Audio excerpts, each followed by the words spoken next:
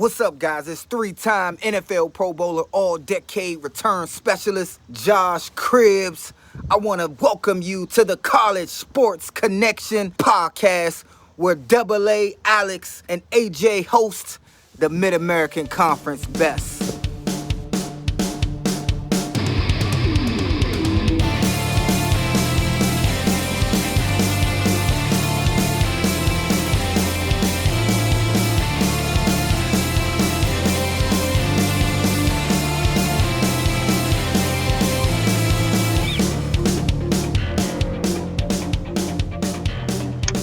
All right, everybody. Welcome back to the College Sports Connection podcast. I'm your host, Alex the Captain. Joining me, as always, AJ the Guru. Hey, what's going on, everybody? AJ, welcome back. We had a great week last week talking about different bowl games, different sponsors, things like that. Now we're shifting back into our Year of Maction segment after taking a month off.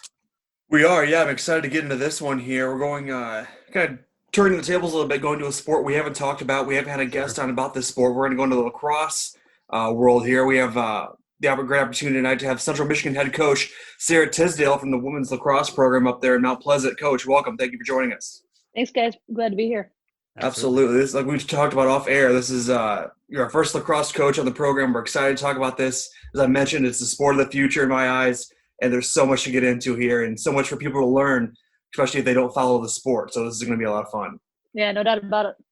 So, all right, Alex, you want to get us started here, man? Yeah, so Coach, you and I kind of talked about this off air a little bit. Central Michigan's a relatively new program to the lacrosse scene.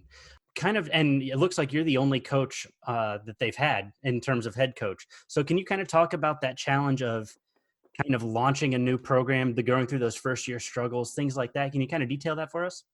Yeah, for sure. So, Dave Hickey was the athletic director at the time. I think it was back in 2012.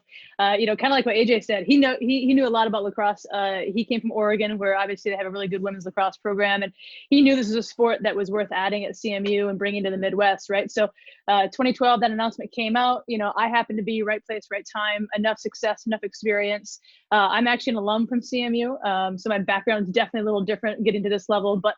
So 2014 rolls around. Here we are. I was named the first head coach. Been there ever since. I've done this before at the Division III level. I built a women's lacrosse program at a small school called Augustana College. Learned so much from the people there. They allowed me to fail without failing completely and falling on my face. Right. So. The timing was perfect for me to come and take my first Division I job. So here we are, 2020, 6 years later. We've definitely hit some bumps in the road. We've had great moments. Year 3, we won a SoCon championship.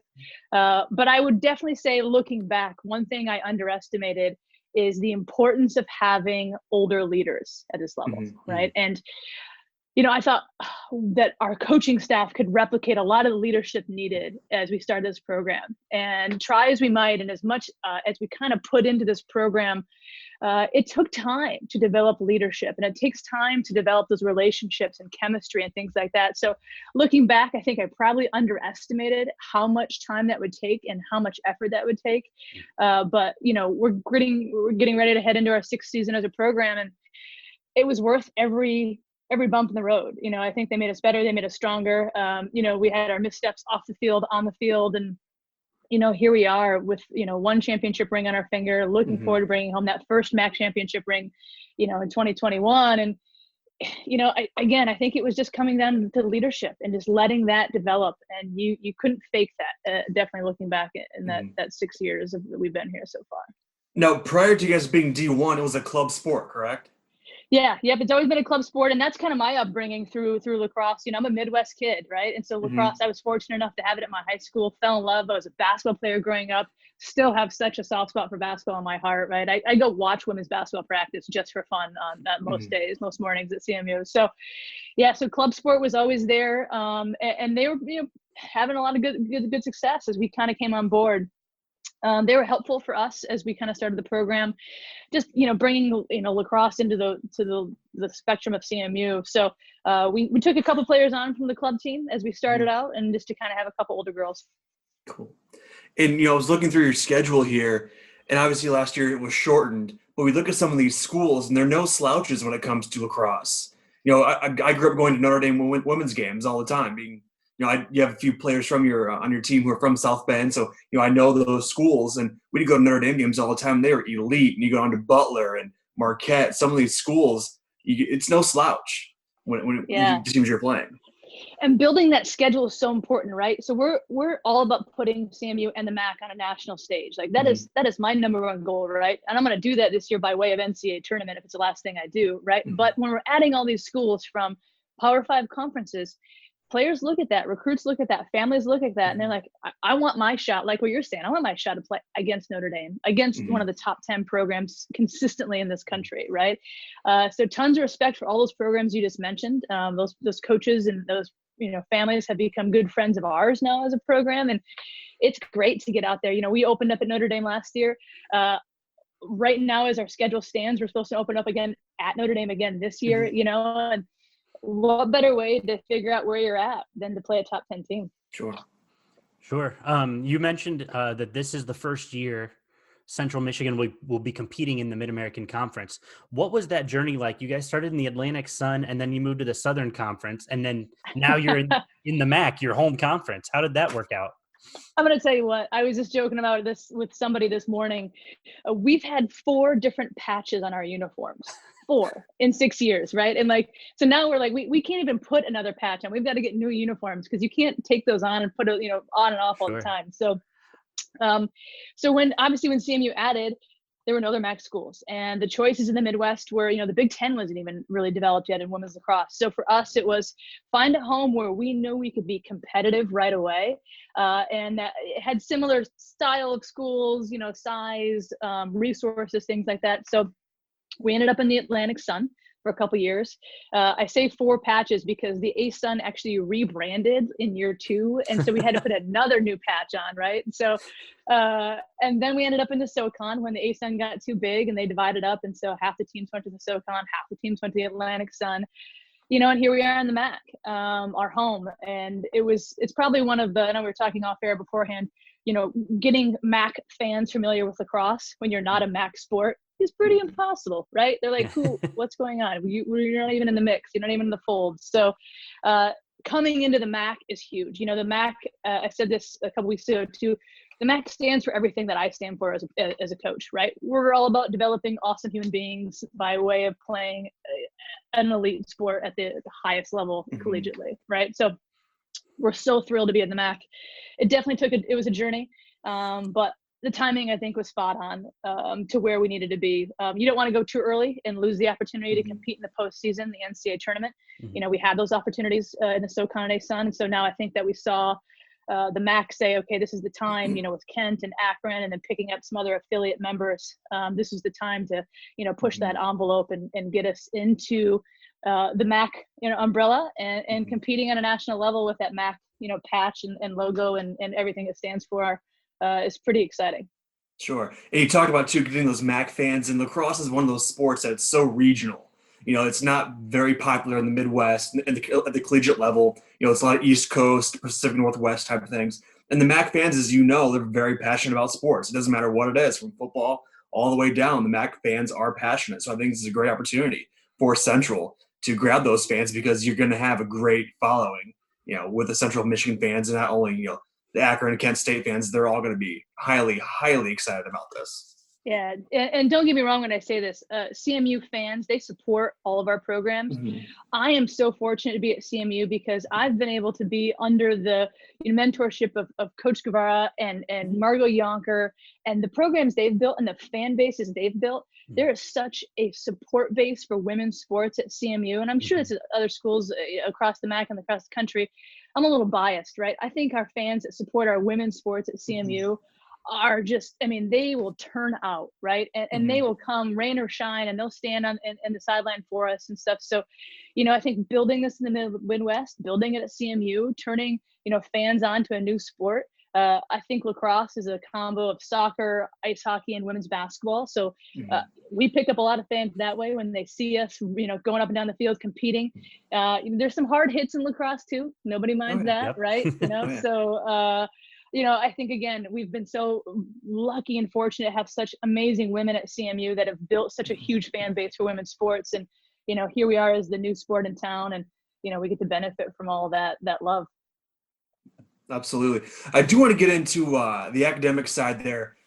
27 Central Michigan lacrosse students were honored with the SO Conference Academic Awards. As a coach, that has to be above and beyond any championship, any game you could win. Having students be honored in that way has to be a tremendous accomplishment. Yeah, and my background, I was a teacher. Still, I'm obviously consider myself an educator, but I was a teacher for 4 years before jumping into collegiate lacrosse coaching, and so it's a non-negotiable in my book. Our Mhm. players know that. If you've heard President Davies speak, it's a diploma in one hand and a championship ring on the other, right? And Mhm. it's a non-negotiable standard in our eyes. And so for me, our players, that was one thing we ingrained in right away. You are a student athlete, not an athlete student, and there's no opportunity to have a career in women's lacrosse after you graduate, right? Mhm. So we want you to be a rock star in the real world with lacrosse helping you get there, but we know we're not the end all be all, right? So Mhm. yeah, for me, it's a non-negotiable standard. Our players live up to it. They want to compete for the highest female GPA at CMU. Those things are really important to us. And when you think Mhm. about building the program, that was there from day one, and something that we really took seriously. And we had a couple players who didn't think we were as serious as we were along the Mhm. way, and quickly figured out, like, oh, she's not kidding around. Okay. Yeah. When she shows up and her face is in my classroom door, checking to see if Mhm. I'm sitting in the first two rows and my phone's away, yeah, we're not going to mess around, right? Sure. And yeah, diploma and rings. That's what we're all about. And President Davies, when he came on to CMU a couple years ago, he's such a huge supporter of athletics, and I feel like it's almost us giving him back what he gives us, is saying Mhm. that we're committing to this institution and committing to the academic success of our players. Sure. And that has to be a huge perk too, being the first time or the first head coach of this program. You can build it around your values. You're Yeah. not adopting another coach's. You can take what you've learned and it's your way. And so that has to be a tremendous perk. And that's, now that I've done this twice, right? So I've been in two institutions, at the NCAA level, and I don't know if I could walk into another program, and I have Mhm. no intention of leaving CMU when I say this, but I don't know if I could walk into another program, and not that somebody else's values are bad values, they're just not mine, Mhm. and now that I've done this twice, uh, I know what I'm looking for, I know what I want, I know my expectations, and our players have been bought in since day one. So I'm pretty fortunate in that way. Yeah, it's definitely difficult. A lot of time, a lot of effort, a lot of tears, a lot of sweat Mhm. to build a program. But at the same time, like you said, my morals, my values, we talk a lot about our moral compass when we recruit, right? If you can't stand on your own 2 feet, you don't know who you are when you get to CMU, Mhm. probably not the program for you, right? We want kids that are got their heads screwed on straight, they've got families to support them, and they live those values that we instill. Sure. So you mentioned off air that being one of the only three colleges or Division I schools in Michigan makes it a little bit of a challenge in terms of like playing. You've got, you said Detroit and then the University of Michigan and then Central Michigan. What does that do in terms of recruiting versus other states who have 5, 6, 7, 8 collegiate lacrosse programs versus the state of Michigan who only has 3? How does that affect your recruiting style? Yeah, I think one thing that now that we've had the three and Michigan's at it, and their head coach, Hen Nielsen, she's just, I mean, she's done a bang up job since she's gotten there. It's definitely interesting in terms of how we're developing lacrosse in the state of Michigan and like almost like a Mhm. 6th through 12th grade kind of range. Mm. That's probably where I see the biggest impact, is because, little kids going to women's basketball games at CMU, and they see those players and they see that passion, and kind of getting that level of inspiration to strive for. That's probably the biggest thing, the biggest downfall of not having more programs and not having that natural fan base. Recruiting wise, though, it's been really interesting. When I call up kids and say, "Hey, Sara Tisdale from Central Michigan University," and they're like, "Michigan lacrosse? Mhm. What are you talking about? Doesn't it snow there?" I'm like, "Don't worry, we've got an indoor turf bag. We're gonna be fine." But it's definitely interesting. I will say that once kids get to CMU, once they get into the state of Michigan, they tend to fall in love pretty quickly. Mhm. We don't bring many kids in February, late February. We'll bring them in like right now on this beautiful October day. But it's definitely had its challenges, to Mhm. really, I think, build that natural base, uh, be respected as a lacrosse program in the Midwest. Again, I think we're getting there. It's just taking time. The Mhm. pandemic surely didn't help us, from a resource perspective of looking to add more programs. But overall, I just wish we had more of an opportunity to give our younger players that opportunity to see high level lacrosse in their backyard. I would say that's probably the number one thing I see that's impacting, only having these 3 programs. And you talking about that too, looking at your roster, you are making an impact. You in New York, where that is a lacrosse, the East Coast, Maryland, especially huge lacrosse state.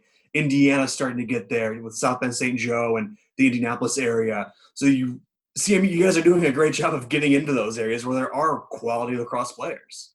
Yeah, and that was one of my goals from day one is I want, what you're seeing in our roster, I wanted this to be a melting pot of players from all across the country. Obviously, you've got your hotbeds in the East Coast, in the, Northeast, like you said, upstate New York, Rochester, all those areas, even in some of the bigger cities now, Chicago, Denver, places like that. If you look at our roster, yesterday we actually shot a video for registering to vote. And we had players grouped together by state, and it was cool to see and think about where they're coming from and why they're saying yes to CMU, from Utah, from Colorado, from Southern California, from Miami, for goodness sakes. She's not afraid of a little snow, so that was very intentional. What you see represented on our roster was super intentional because I wanted players that have different perspective, different upbringings, different stories to come to Mount Pleasant, adopt this community, have them, be adopted back by Mount Pleasant, and really just kind of bring different ideas to the table. I'm not a cookie cutter person. I want things to be different. I want things to be outside the box. And, our goalie is from, Salt Lake City. And I think they have maybe 30, 40 high school programs there max, and here's this kid that worked her tail off to get to where she's at this level. And shoot, Salt Lake City, let's go. Come on over. I think it's kind of cool to see that many places represented on our roster. And it's so funny you talk about the girl from Miami not being afraid of snow. A couple of months ago, we had Adrian Myers on from Northern Illinois, and he had a runner from Jamaica. So she came to Chicago, never seeing snow, and was freaked out, had no idea what it was because she did her recruiting trip in the summer. And here she sees lake effect snow, kind of like you guys get. And she's like, this is not what I thought this was going to be. We always joke there's no such thing as bad weather, only bad clothes. Like that, yeah. There we go. Right? Sounds about right. So we keep telling Sandy Edwards, is a player we're talking about from Miami, and she's just a doll. And she told me the other day, we keep talking, the players like, you're Miami, like what in the heck are you doing in Mount Pleasant, Michigan? And she wanted a different experience. A lot of her club team, if you look where they committed, it was a lot of familiar names and a lot of familiar places that are kind of were considered to be lacrosse, hot spots and well-known programs. And she wanted something different. And well, here we are, right? I mean, let's go. Come on up to Mount Pleasant, kiddo. And so we keep telling her she needs to get a jacket that goes all the way down to her ankles, though. Like she's got like one of those cute little like North Faces, that she's like, oh, this will be fine. I'm like, it's not going to cut it, kiddo. Like you've got to get one that goes all the way down. So we're working on her. Right. It's a culture shock, I can imagine. Yeah. Especially this year, having so many spring sports or fall sports being moved to the spring, that indoor turf time is going to be premium. So I think we're going to be outside a little bit more maybe than we're used to. Absolutely. So I'm going to need a new jacket, that's for sure. Absolutely. Go. And you talked about club sports there for a second. When it comes to recruiting, obviously not every school has a lacrosse program. So are you looking at local lacrosse clubs and things like that, kind of reaching all of those areas as well? Yeah, from a recruiting perspective, so we do spend a lot of time on the East Coast. If this wasn't a pandemic year, 3 weekends in a row in Maryland, as glorious that sounds in November, right? It's freezing cold there too. So yeah, we definitely go after it. It's more bang for our buck to go after these mega tournaments, kind of like the big AAU thing for basketballs.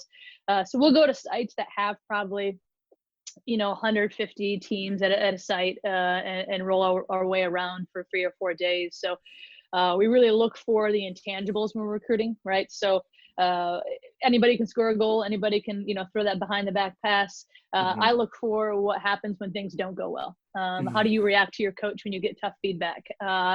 What happens when your goalie gets scored on? Are you the first one running down there and being like, we'll get the next one? Or are you throwing a pity party for yourself on the other side of the field, right? So it's hard in those big mega environments when you've got so much going on and you're spending 15, 20 minutes on a field at a time. But, we're trying to look for that right fit. Like we talked about, that moral compass, and we're trying to get those kids that not afraid of a little snow, and they want to invest in the building process, right? Even though we've already graduated 2 classes, it's a certain level of investment. We're still going through some of our first, we just had our first alumni call this summer. We had our first, alumni banquet, alumni dinner. Like, so you're still part of a lot of the first, and you've got to find that to be, almost motivating in a way. So you mentioned, I'm backpedaling a little bit. I apologize. You mentioned championships and that success. You guys won the Southern Conference in year 4. Is that correct?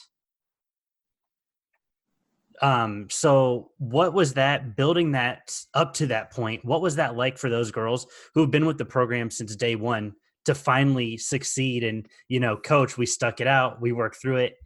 We won a championship. I'm sure that had to have been an incredible feeling for not only you as a coach, but for the team as a whole. Yeah. And, you're getting me a little sentimental here, because you're talking about our first team, our first group of players. They were only juniors, and being able to put a ring on somebody's finger, in their 3rd year, that's really special, and that's really hard, and we talk a lot about, we're big Kevin DeShazo fans, and so we talk a lot about, doing the work now that's going to pay off in May, and that year they bought in, and I'll never forget the game. We beat Mercer. That was the game that really sent us into that championship first place. And our players just went off. I mean, literally went off. They didn't have, and I respect this program. I respect their head coach a ton, so I don't mean any disrespect when I say this, but they went through all their goalies. I think they took their whole team on and off the field at least once or twice. We couldn't be stopped that game. And I mean, it's very vivid. I'm sure you can, kind of hear as I'm talking about this. Like, I distinctly remember that day, and one of our players, Anna Schoonover, just lefty, she couldn't miss. I think she had 6 or 7 goals in that game. And that's one that really propelled us to, but that the following year after that too, we beat Cincinnati for the first time. We beat Marquette, and so what you just said is exactly right. We stuck it out. We worked when nobody was watching. People didn't believe we could do this, and we just kind of kept our head down and said, no, we know we've got something special here. And I'll tell you, the people and the families that said yes to CMU in that first year, I'm not surprised we did it as quickly as we did, because they are so committed and they were so in with us. But I think to actually have it come to fruition and put that championship ring on kids' fingers, that was something you're never going to forget. Sure. So, we've talked about the past few seasons. I want to get into our pandemic shortened season. We're only able to get 5 games in with a 2-3 record. That's got to be heartbreaking as a coach and for players especially. It was a day of disbelief, and I'm sure people have a similar story, right? We were on the bus and we were going to Kent and Akron, right? It was our first time going to Kent and Akron. Akron was brand new last year. Kent was only in their 2nd year, I think it was, right? So this is the first MAC real kind of like weekend for us, right? And my administrator, Rachel Blunt, was texting me and was like, I think you might want to turn around. I don't know if this is going to happen. I think the Ivies had just canceled at that point, and the NBA had just canceled. And I'm like, we're already on the bus. Let's keep going. And I think we got about as far as maybe an hour out. And she said, you got to turn around. And I think when you tell a bus driver to turn around, the bus is like, we're doing what? Like, and he has no idea what's going on, right? And he doesn't know the world's falling apart because he's been driving this bus for 5 hours. And you got to tell your group that we're turning around, and I don't know what we're going to go back into. And then when Michael Alford, the athletic director at the time, came into our locker room and said, guys, it's over. The NCAA just canceled spring championships. I mean, I don't, this is not life or death. It is just sports. I know that. But I mean, we're talking tears, like funeral style tears, right? And especially for the girls that are our seniors, that didn't know at the time they were going to be able to come back if they wanted to. Just all that work and all of, like you said, they stuck it out. They went through the long, the early mornings, the late nights, the long trips, and just rug rank, right from under them. And that was hard, but that day also has motivated us every single day this year so far, because you don't know. Sure. I mean, we could be in the same spot, right? So when you walk off the field every day, are you going to say, I'm proud that was my last practice if it happened to be my last practice? I'm proud that was my last game.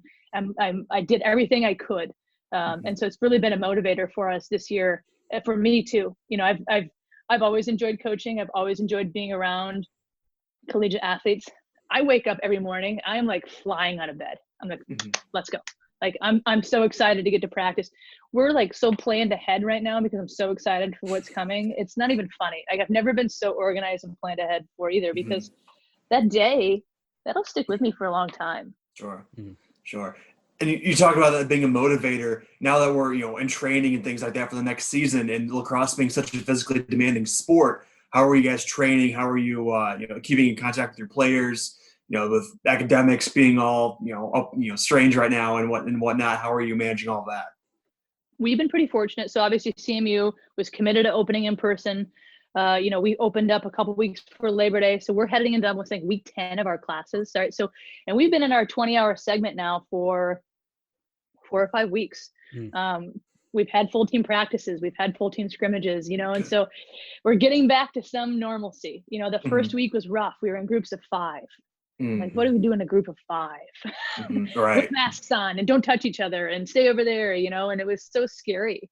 And I don't use that word lightly. It's very intimidating when you have no control over the situation you're in, and you're trying to keep your kids as safe as you can and do all the right things. And I mean, I was setting up the lacrosse field. I don't know if there's many head coaches out there that go out and set up their own field, right? But I was like, don't touch any of the equipment. Like, I don't know what's going on. So it was strange, but we are feeling some normalcy now. I'm actually very grateful that we're not playing any fall competitions. So we usually get 5 dates of competition in the fall. Our kids have not done anything since March. Right. And so many gyms closed across the country. We have our twins from Southern California.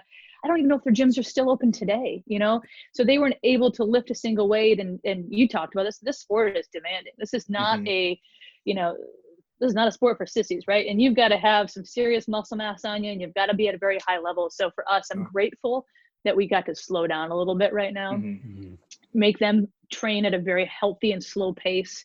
We're not quickly taken off to go play whoever this fall. So it's been positive. It's getting back to some normalcy. And now it's our job just to manage our players' emotions and expectations.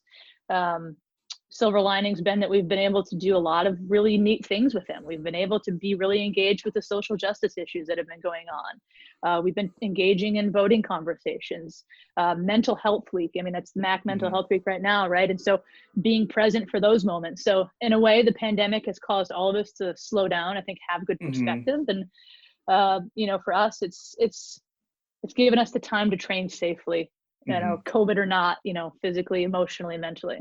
Sure. Now, did you find it harder at all being in Michigan? And I know their restrictions are a little heavier than most states and still going on. I live in Fort Wayne, Indiana, so I'm not far from the Michigan border. And there's people coming from Michigan to my barber shop to get their haircuts. Yeah. So, I know they were so strict up there. So I don't know if you felt that in your program or not.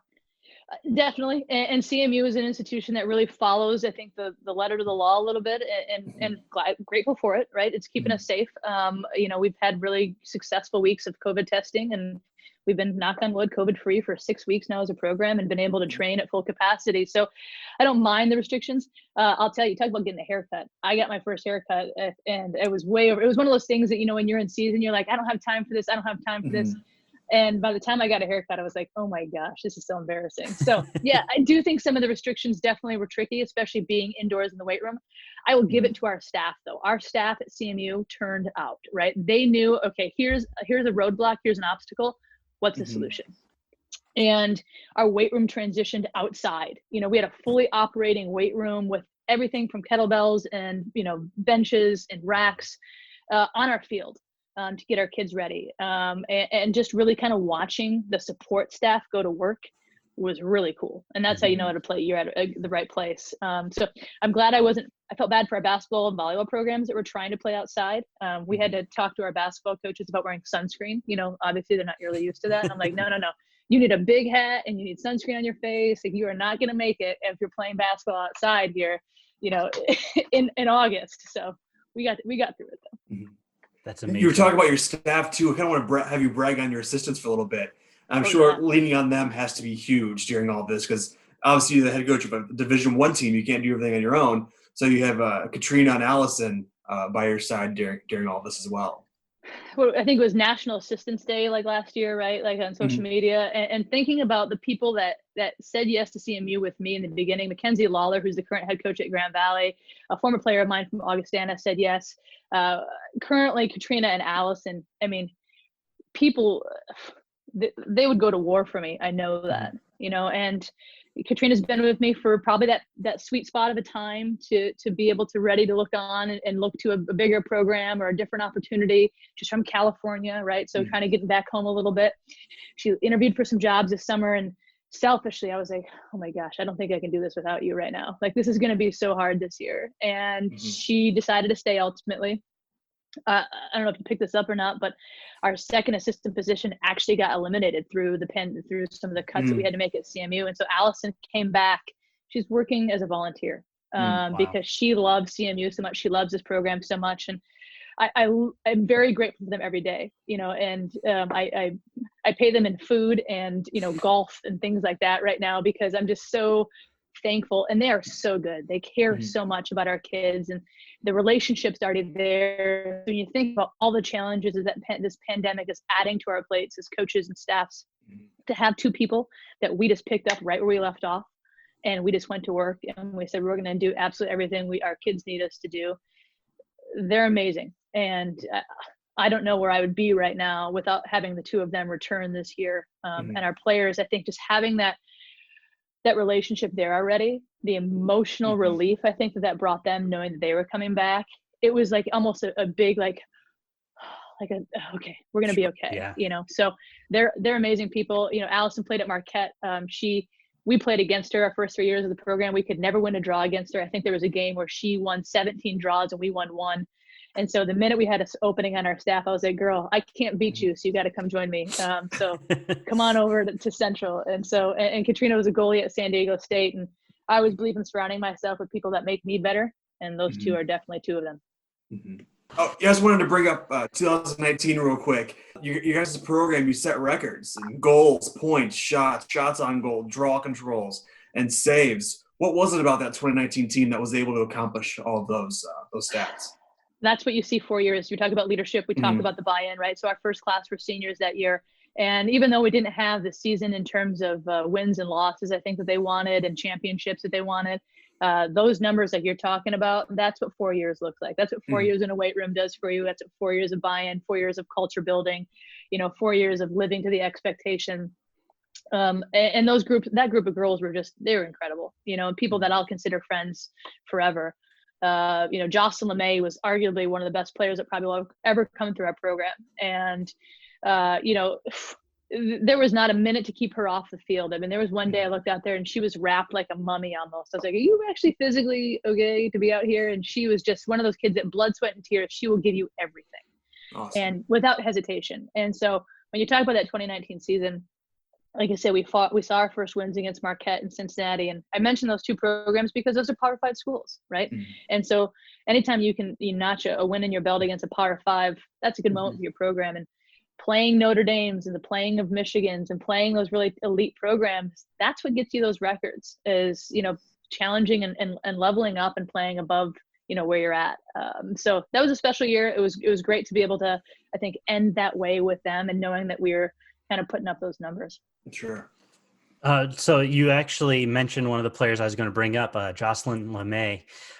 I'm looking at your guys' records, and she's 1, 2, or 3 for almost every single one of them. I'm talking shots, goals. I mean, it's incredible. Everything. Yeah. Is she, when you have other players coming into the program, do they see that and they're like, I want to be better than Jocelyn. I want to be number 1. Like, is that a motivator, knowing that those records obviously will be broken, down the road? Do those players get excited knowing, hey, that's the gold standard to be an elite player at Central Michigan? Yeah. And so here's what I'll say about Jocelyn is, I think if you were to tell Jocelyn she held those records today, she would still be shocked, because she's that humble. And she came to CMU not to set individual records. She came to CMU for the team. And and she literally probably doesn't even know she holds that many records, right? Or she's in that spot, right? So for our players, this might sound a little corny and maybe, something out of a book, but if the team's not succeeding, it doesn't matter what your numbers are. right? And so we really don't focus a ton on individual statistics, and we talk about what the team needs and what the team wants. I think what people would tell you about Jocelyn LeMay and what legacy will leave is what an impact she made as a leader and as a teammate. And that's what a cornerstone of our program is are you a come with me teammate? So yeah, Jocelyn said all those numbers, but I'm going to tell you, I think she would give very quick credit to the likes of Anna Schoonover, Kelly Spear, Dom Hammond, some of those defenders that made her better. And that's the standard that Jocelyn has set for this program. So when you get those numbers, how, right? How did she get those numbers? And you wouldn't even realize that Jocelyn had that many goals in a game because of how she scored them. Not flashy, just kind of a grunt worker. She'll grind it out for you. She'll end up in the right place at the right time. So yeah, I think the standard is the type of teammate she is and was, and that's what people are aspiring to be. And her name probably gets mentioned once a week still in our program, but it's not because, oh, Jocelyn scored 5 goals in this game. It was, hey, this is what Jocelyn would do in this situation to help his teammate out. And so that's the kind of player she is. And she's a really special kid, a really special family. They traveled everywhere with us for, I think, all 4 years. Dad always wore gold, so we knew where he was at, So that's the kind of kid you're talking about when you talk about Jocelyn. And, she's somebody that made me a better coach. That's for darn sure. So how does it go with a girl like her with her talent? How does her recruiting process go? What is your sales pitch to her for a newer program when I'm sure she had offers all over the place? Yeah, so it was actually pretty funny. So she's from Canada. So the way they do their grading system is a little bit different. And I had a friend who said, Sarah, you've got to take a look at this kid. Academically, she's not our profile. So it's a pretty elite school out east. And I don't want her to go anyplace else besides you. And I don't want to have to play against her very often. And so she was kind of flying under everybody's radar. And so it was a really good friend of mine who's actually now the head coach at LaSalle. And it was literally just kind of a chance moment of saying, take a look at this girl. She needs to end up in a really good program with a really good head coach. And like I said, my friend Katie just didn't want to play against her very often. She didn't want her to end up in a conference school. So for us, Jocelyn was a very quiet, young player. And her recruiting visit, I think she said 5 words. Thank God her mom's a talker, because it would have been a really awkward visit, But from the recruiting perspective, she played on Team Ontario, Team Canada, and she was part of the U19 games for Team Canada. So to be able to put that feather in your cap, I think, is a program that's saying you're bringing in a world respected player like that is huge. And so it still does us favors recruiting out of Canada, recruiting out of Ontario. People still know who she is. She's still very involved and very active. She's actually going back there to become a teacher. So I hope that she just kind of creates a little pipeline for us and just makes little lacrosse people from, we want to go to CMU. And so, yeah, she's definitely done us favors by putting us on that national stage and even the world stage, right away in year one. Sure, because Canada is one of those places that people don't think of when it comes to lacrosse. They have phenomenal programs. Yeah, it is. I mean, that in hockey, it's a hotbed. Right. Alex and I, we grew up going to Culver Military Academy, which I'm sure you're familiar with. Yep. And so they have kids from Canada. I had friends who played lacrosse and hockey there. And my fiance's uncle was the hockey coach there. And so they get kids from lacrosse and everybody from Canada. And they bring them in. And I'm sure you've spoken to kids from CMA as well. Yeah, and for us, having that Canadian pipeline has been huge every year, bringing in a couple players. Tyra Prince is still with us. Tyra was a direct reason. Jocelyn was a direct reason why Tyra said yes to us. And Tyra will be a huge leader on the field for us this year. So, for that Canadian connection being in the state of Michigan, talk about somebody that's not afraid of a little snow, right? Our Canadian friends they're going to be a-okay. They come with the right jacket right away. They're wearing their parkas in October. So it's been fun to have the benefit of that relationship with Jocelyn and continue still to this day. Sure. Now you've got players that you're talking about, leaders and whatnot on the field, off the field. Which players are you kind of applying more leadership opportunities to? Obviously your seniors, that I feel like that's just a given with any program, but what players that are in the younger ranks are you kind of seeing this leadership potential that you want to kind of see break out this year as a leader? Yeah, I think I like this question a lot because a cornerstone of our program is that we don't have captains. We expect everybody to be leaders in our program. Our baseball coach shares a similar philosophy, and I've learned a lot from him, just kind of watching Jordan build that program and obviously into a huge powerhouse pretty quickly. Obviously a long storied, history, but for us, having everybody be expected to be a leader was probably one of the smartest moves I've made as a head coach. But to answer your question in terms of people, we've got two really exciting freshmen in Chrissy Walford coming out of upstate New York and McKenna Hoon coming out of the Denver area. Really elite students, really elite people, awesome families. We put them in charge of the scrimmage teams a couple weeks ago and had them interpret and the scouting reports that we gave them. They had to lead their teams, they had to decide lineups, all that kind of stuff, and they crushed it. And so giving those younger players that opportunity to have that voice. We talk a lot about to our players, great leaders aren't the ones that are speaking. Great leaders are the people that are around them making everybody better. And I think about my role as a head coach, right? If I'm succeeding and Katrina and Alice and my assistants are not succeeding, I'm not doing my job, right? My job as a head coach is to elevate them every single day. And so when we think about our older girls, we brought back 4 fifth years because of COVID. And it is about them because they've got unfinished business, but their legacy is going to be what they give to the freshmen and how they really instill some of those values in them. Here's what I learned in 5 years in this program. And if you can instill that into the McKenna Hoons, the Chrissy Walfords, the Sandy Edwards, some of these really exciting young players we have, our program's going to be doing all right for a long time, and that's really the big challenge for us is creating the leadership opportunities, kind of, helping those players find those, see those, and getting out of the way. And, for me, like I said, elevating them, putting them in positions to be successful. It's been fun to watch. They got their teams all, they're warming up and they're all fired up and ready to go. And so I think those two will see some exciting things from this year. So we've talked so much about your program and the greatness that's going on there. I want to break away from that a little bit and go to the sport of lacrosse as a whole. What is it going to take for lacrosse to be a mainstream sport? Like it has the potential to be. It's like we talked about. It's one of those. It's a fun sport to watch. What's it going to take? I think some of the changes we've made recently have been really helpful. So we added a shot clock to women's lacrosse, a 90-second shot clock. And that gets fans going, like, who doesn't like goals being scored, right? Like, I was an offensive player when I played. I'm not going to lie to you, right? I'll buy into the defense win championship mentality, but I'm really, like, we want to see goals, right? So for us, that 90-second shot clock really helped. Getting the viewership, right? Getting opportunities to be on some of the bigger, whether it be Big Ten or ESPN, some of those viewership opportunities. I think really just kind of engaging our fan base bigger than where we're at right now. So for us, growing the sport is also getting out and just getting sticks in young kids' hands and being involved in our communities. And that's why I do this, is to really inspire that next level of player to get involved and have some fun with this. So for us growing lacrosse in the Midwest, I think is part of those rule changes, part of the fan engagement, and it's really getting out and building those relationships with people. That's been my thing from day one at Mount Pleasant is I'm going to go out, I'm going to make a relationship with somebody, we draw them in, make them love lacrosse, make them love our kids.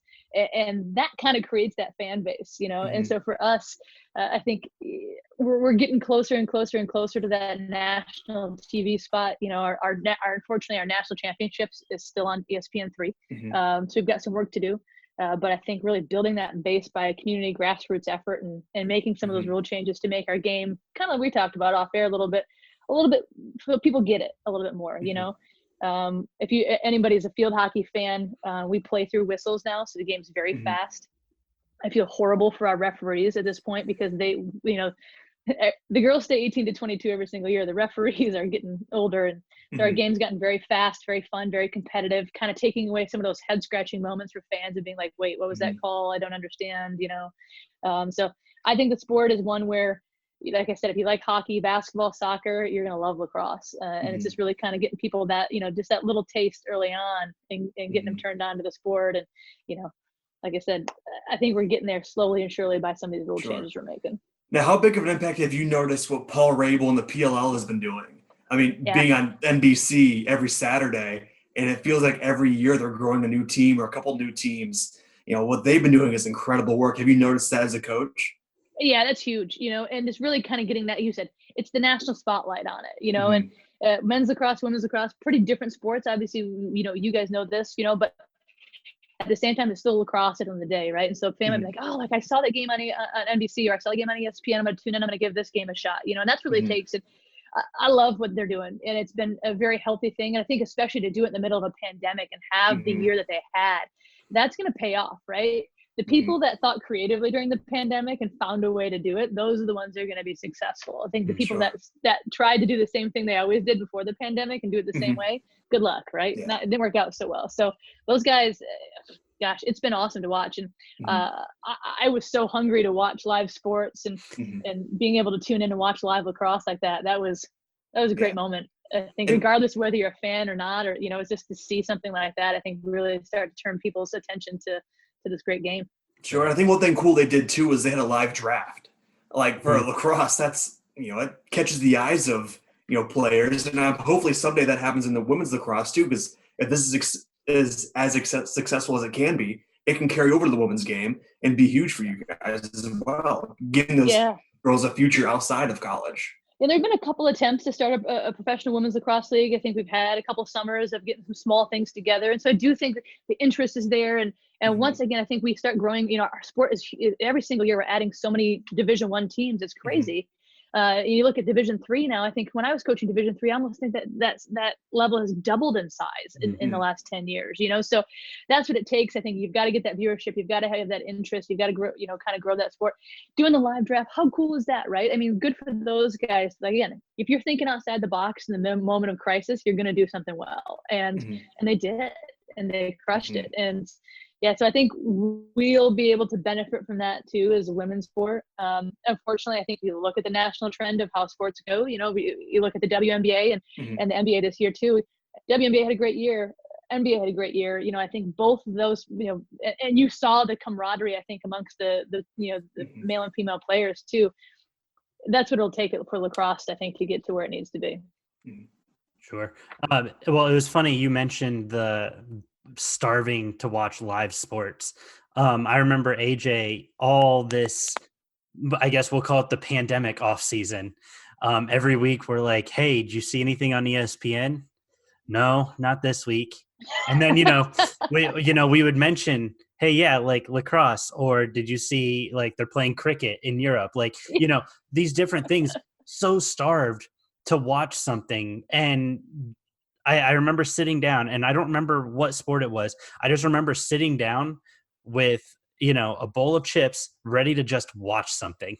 I didn't care what it was. I was just so excited that there was going to be a sport on TV.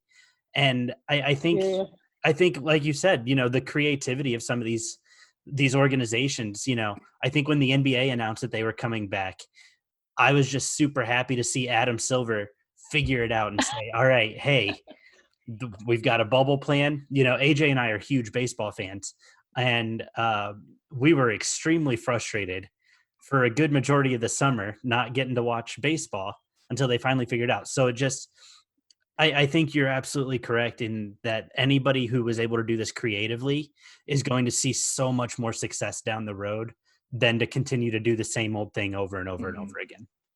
Yep. Yeah, I totally agree. Who do you guys cheer for baseball wise? MLB?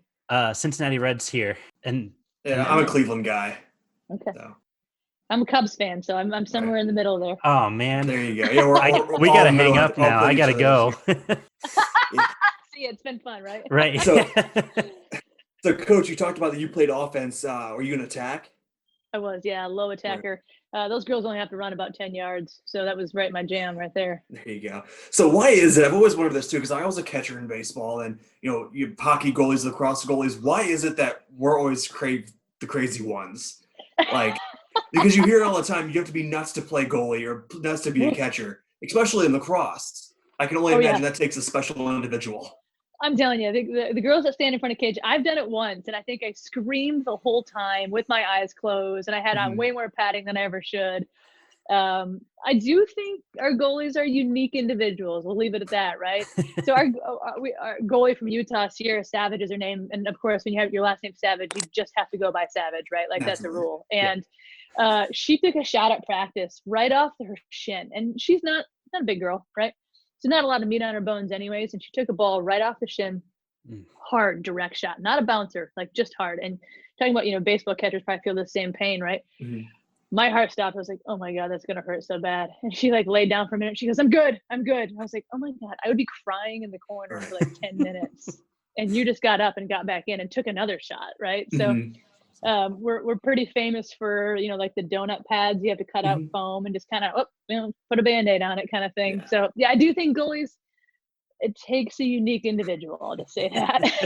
And I don't think people realize too how hard a lacrosse ball is Oh my until they touch God. it. I mean, Yeah. it's a rubber ball. It Yeah. hurts. And our sticks now have advanced to such where we can shoot probably closer like to 60, like up like low 70s, and so that Mhm. it's rubber from the core out, right? Yeah. About the same size as a baseball, maybe a little smaller. Mhm. Yeah. It hurts. And I've gotten hit, just like kind of like at a glance, just not paying attention and a ball comes Mhm. in hot out of a drill or something. That still hurts. That stings. Mhm. Our goalies in college goalies, it's a point of pride not to wear shin guards. Right. Mm. High school, you have to. Division One, it's like, no, I'm tough. I'm not wearing shin guards. I would have on like full catcher's gear if I ever had to do any of that. So, Because I mean that circle's not that big in diameter, oh, so I mean it's coming in and out of there very quickly. yeah, And very quick. And like I think there's a study. It's like less than a half-second reaction time that you get. yeah, And that's not from right on top of you. That's like from like the 8 meters out. So, yeah, I don't. And Katrina was our goalie, and we were joking the day. She's like, I've got permanent like dents up and down my shin from sure, from taking shots, sure, permanent bruises everywhere, so no, sure. not for me. I'll be the one scoring the goals, but Right. And so how do you go off that topic? How do you recruit a goalie? Do you look for toughness number one first and foremost, and then you can develop them into what you want, or how do you go about that? yeah, so I think our number one thing we look for in a goalie right now is somebody that's able to successfully communicate and lead on the field. So Mhm. obviously you got to be pretty good, right? All right, so we found you. Yep, you can save some balls. You've got that kind of athletic ability. You know what you're doing. Now, next level, can you lead your defense? Can you lead Mhm. your team? And for us, we play a heavy communication style defense, directed from our goalies, and that's not for everybody, right? You're trying Mhm. to save a shot that's coming at you 70 miles an hour. You're trying to tell 3 year teammates how to slide and how to adjust the ball and not lose your mind. That's a lot, Mhm. right? So, and it takes a special individual to play at this level, anyways, from a skill perspective. And then the demand I think we place on them from the type of defenses that we run requires that communication. So, Mhm. not the most exciting answer ever, right? But No. we've got a righty and a lefty this year, so it's kind of cool. Mhm. Our lefty is Aaron from Connecticut. Our righty is Savage from Utah. They're about as opposite as you can get as far as people go. They're really cool kids, totally different styles, totally different belief systems, and they couldn't be more of a perfect match. It's kind of opposites attract things. So, really cool advantage to have a righty and a lefty, Mhm. because teams then have to prepare for both. They don't know who's Mhm. going to go in. As you might imagine, when you're shooting on a lefty goalie versus a righty goalie, you've got different strengths and weaknesses where you want to place the ball. So it's really a huge benefit to us. And so we'll always have, when we're talking about recruiting, try to continue with that too, is having a righty and a Mhm. lefty and making teams try to guess who's going to play. Sure. That's So awesome. in your prime, I put a radar gun in front of you. How fast are you cranking the ball? Me? Yeah, in your prime. Oh man, it was my prime. Thank God. I was like, I don't know, AJ, maybe 30. My prime, so the stick, it'd be embarrassing to show you the stick I had to play with when I played. It was like flat. It was basically like a basket with a straight metal pole on it. So I think in my prime, I'm gonna give myself some credit and maybe go like high 40s, right? Okay. But now I've gotten like old lady shoulders, and so I can't shoot very fast overhand. So I'm Mhm. cranking it sidearm, and my Mhm. goalies are like, "Just what are you doing? What are you doing?" Right. So, Because but in my prime, I'm gonna give myself high 40s. There you sure, go. because I had a crankshaft growing up playing around with. So I mean, for that, that was always a lot of fun too, getting a little extra zip on the ball when we were Yeah, playing in club. yeah. So now the women's sticks, they've developed a 10-degree tilt to the head too, so you get Mm. even more whip coming off of the stick, Mhm. and so Mm. some of our players, I mean, it's pretty gnarly what they can do, Sure. with that ball coming out of there. And while you're running full speed, I mean, be able to Right, do both those things at twice. I can barely right. walk and chew gum at the same time, let alone do that. It is impressive. Yeah, I got a Peloton this year, and that's that's my new old lady routine, and but I'm like strapped into those shoes. If I fall, the whole bike's going down with me. So I don't, Oh man. my running down the field days are. That's why I hire young assistant coaches. I'll tell you that much. I don't blame you. Well, Coach, this has been a lot of fun. It really, Yeah, really has for agreed. both Alex and I. Yeah, Thanks for the absolutely. opportunity. This is great to talk about course. CMU, great to talk about lacrosse, and nice to get to know you guys a little better. And thanks for putting us on the map. It's a huge moment for us. No, Absolutely. absolutely. This kind of our plan here. We want to get those programs in the MAC because we're both MAC alum. We love the MAC conference, and it's one of those things where we can get everything out we can because we love it. Yeah. Hey, first season of MAC lacrosse, right? I mean, so I hope that people turn out for that. I hope people are excited about that, and we're excited to hopefully put CMU on the top of that. That first championship trophy coming out of the MAC office. Sure. So hopefully next season you guys play at Notre Dame. We'll make the trip up there because it's not that far from us. So and that's we'll make great. the trip. It'll be inside. Good news. So There we it'll go. be February 16th. So it's inside. Walking in there, what an electric environment, and what an opportunity for our kids to be able to play there. And you've got their fans.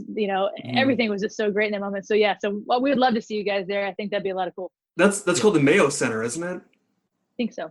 Yeah, because I'd like to tell grew up you, going in there, I was not nervous for that game, but I was a little nervous for that game. So I Yeah. remember getting off the bus, but that's about it. Yeah. So yeah, we'll definitely have to make a trip up there for that. That'll Cool. be a lot of fun. Yeah, we'll definitely great. stay in touch, Coach. Thank you so much. I know that Sounds great. we appreciate getting to hear these stories and learn these different things from the different guests that we've had on, the different coaches and the different backgrounds. And you all seem to have a similar philosophy. I've noticed is it's really about the student athletes, and that's just so refreshing to hear. So thank you so much for your time, Yeah. Coach. For sure. Thanks, guys. Cool. Thank you.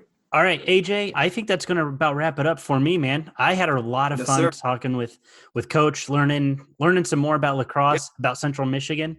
Do you have anything else you wanted to tack on Absolutely. tonight?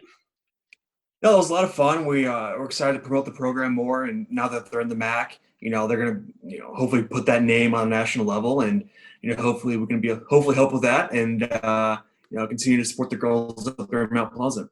Sure. All right, guys. Thank you so much for tuning in. If you want to check us out on Twitter, you can follow us at College Sport Pod. If you want to follow myself, you can follow me at Sheer Dumb Luck. If you want to follow AJ, you can follow him at Roughing 55. Thank you guys so much for tuning in, and we will see you next week. See you.